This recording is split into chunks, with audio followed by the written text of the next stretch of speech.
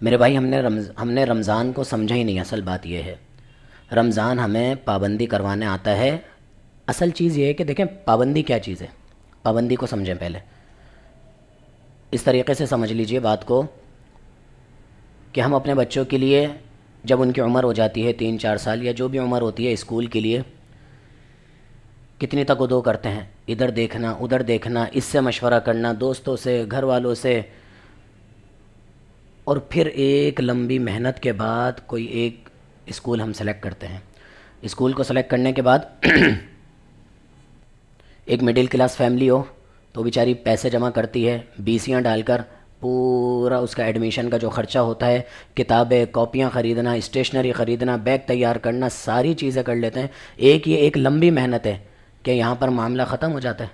نہیں، ابھی ایڈمیشن ہوا پھر ایک لمبی پابندی شروع ہو جاتی ہے. روز صبح اٹھنا ہے، بچے کا ٹفن تیار کرنا ہے، یونیفارم پہنانا ہے، اس کو چھوڑ کر آنا ہے، لے کر آنا ہے، یا پھر اس کی گاڑی لگوانی ہے، جو بھی ایک معاملات ہوتے ہیں. یہ ہے ایک لمبی پابندی، اور یہ والدین کو کرنی پڑتی ہے. اس کے بغیر رزلٹ نہیں آئے گا. جتنی قابلیت ہو آپ کے بچے کے اندر، رزلٹ نہیں آئے گا، کوئی ڈگری نہیں دے گا، کوئی پڑھائے گا نہیں. یہی پابندی درکار ہے. وَأْمُرْ أَهْلَكَ بِالصَّلَاةِ وَاسْتَبِرْ عَلَيْهَا. اصل میں سورۃ طٰہٰ ہے، 16واں سپارہ ہے، اس کی آیت نمبر 132 ہے. وَأْمُرْ أَهْلَكَ بِالصَّلَاةِ، اپنے گھر والوں کو نماز کا حکم دو. وَاسْتَبِرْ عَلَيْهَا، اور پھر گامزن ہو جاؤ، پابند ہو جاؤ. یہ نہیں کہ آپ نے آج اٹھا دیا اور کل اٹھا دیا بس کافی ہے. نہیں میرے بھائی، پوری پابندی ہے. 7 سال کی عمر سے جو آپ نے اس کو پابندی کروانی ہے، اگر 10 سال کی عمر تک وہ پابند نہیں ہو رہا، ویسے تو ہو جاتے ہیں اگر اچھے طریقے سے 7 سال کی عمر سے ہی بچوں کو نماز کا پابند بنایا جائے. 3 سال ہیں، کیوں نہیں ہوں گا؟ ایک ہی چیز کا جب بچے کو پیار سے، اچھے سے، کبھی ڈانٹ کے، کسی بھی طریقے سے حکم دیا جا رہا ہے، مارنے کا تو حکم ہی نہیں ہے اس عمر میں. 10 سال کی عمر میں اگر وہ نہیں پڑھ رہا، وہ آپ کی بات نہیں مان رہا، نافرمانی کر رہا ہے، تو پھر آپ یہ کہ اس کی پٹائی بھی لگا دیں. اور پھر جب 10 سال کی عمر سے آپ 15 سال کی تک پہنچنے تک کریں گے، کیوں نہیں اس کے اندر رچے گی بسے گی نماز. اور نماز ہے ہی ایسی چیز کہ یہ ہمارا لائف اسٹائل ہے. بین العبد و بین الکفر ترک الصلاۃ، بندے کے بیچ اور کافر بندے کے بیچ اور مسلمان بندے کے بیچ اگر فرق کرنے والی کوئی چیز ہے تو وہ نماز کو چھوڑ دینا ہے. سب سے پہلے تو یہ بات ذہن میں رکھیے. اب میرا اور آپ کا ایڈمیشن تو ہو گیا الحمدللہ، ثم الحمدللہ، کہ اللہ تعالیٰ نے ہمیں مسلمان گھرانے میں پیدا کیا. اللہ تعالیٰ نے ہمیں مسلمان گھرانے میں ہماری پرورش کر رہے.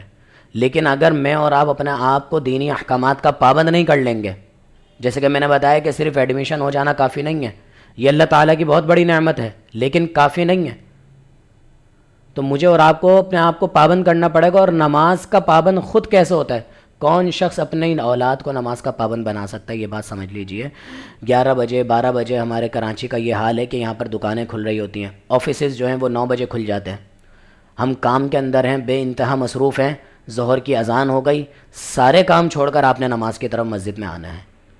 پھر آپ جاتے ہیں، کھانا کھاتے ہیں، سستی آئی ہوئی ہوتی ہے، تھوڑی دیر لیٹ جاتے ہیں، قیلولہ کر رہے ہوتے ہیں، ابھی آپ کی آنکھوں میں نیند ہوتی ہے کہ عصر کی اذان کا وقت ہو جاتا ہے. پھر آپ نے سارے کام کاج چھوڑ کے نماز کی طرف آنا ہے. پھر دوبارہ گئے کام پر، کسی کا ڈیلیوری کا کام ہے، کسی کا سپلائی کا کام ہے، سفر میں ہیں، رش میں پھنسے ہوئے ہیں، لیکن مغرب کی اذان کا وقت ہو گیا، آپ نے گاڑی کو سائڈ پہ لگانا ہے، موٹر سائیکل کو سائڈ میں پارک کرنا ہے اور نماز کے لیے آ جانا ہے. پھر دوبارہ اپنے کام پر نکل جانا ہے. پھر دن بھر کی تک و دو محنت کے بعد ابھی گھر میں ہم قدم ہی رکھتے ہیں کہ عشاء کی اذان ہو جاتی ہے.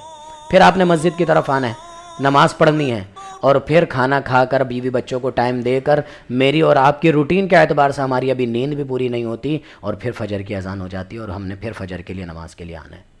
اور اس نماز کی کوئی چھٹی نہیں ہے. کسی کے والد کا انتقال ہو جائے، نماز اس پر بھی معاف نہیں ہے. کسی کے بچے کا انتقال ہو جائے، نماز اس پر بھی معاف نہیں ہے. رمضان کی ایک تگ و دو محنت کے بعد تراویحیں پڑھنا، قرآن پڑھنا، روزے رکھنا، دروس اٹینڈ کرنا، اعتکاف کرنا، ساری چیزوں کے بعد، اتنی عبادت کے بعد بھی عید کے دن کی فجر معاف نہیں ہے. یہ میں نے اور آپ نے سمجھ لیا ہے کہ ہم اپنی سو کر اپنی تھکن اتار دیتے ہیں. خود سوچیں نا، ایسا کیسے ہو سکتا ہے کہ ایک شخص 3 دن پہلے 5 دن پہلے اللہ تعالیٰ کے سامنے 27ویں شب کو 25ویں شب کو رو رو کر گڑ گڑا کر عاجزی انکساری کے ساتھ اپنے گناہوں کو یاد کرتے ہوئے اللہ سے معافی مانگ رہا ہے، اور عید کے دوسرے دن وہ پڑا سو رہا ہے. ان الصلاۃ تنہا عن الفحشاء والمنکر، نماز جو ہے وہ فحاشی سے اور برے کاموں سے روکتی ہے. اللہ کے بندے یہ تیری کیسی نماز ہے جو تجھے خود نماز سے روک رہی ہے؟ تو نے ایک مہینہ پوری پابندی کری اور عید کے دوسرے دن ایسی نمازوں سے غافل ہو گیا جیسے تجھے پتہ ہی نہیں کہ آج کے دن کی بھی وہی نماز فرض ہے، وہی ظہر کی 4 رکعتیں آج بھی فرض ہیں جیسے رمضان میں فرض تھیں. تو میں نے اور آپ نے رمضان کو صرف فارمیلٹی کے لیے، صرف ایک ایونٹ کے طور پر سمجھنا شروع کر دیا. میرے بھائی اگر میرے اور آپ کے اندر تبدیلی نہیں آئے گی، اگر ہم پابند نہیں ہوں گے، یہ صرف 1 مہینے کی پریکٹس ہے، اس پر امپلیمنٹ جو ہونا ہے، اصل جو کام ہے وہ 11 مہینے کی ہماری تربیت کے لیے ہے.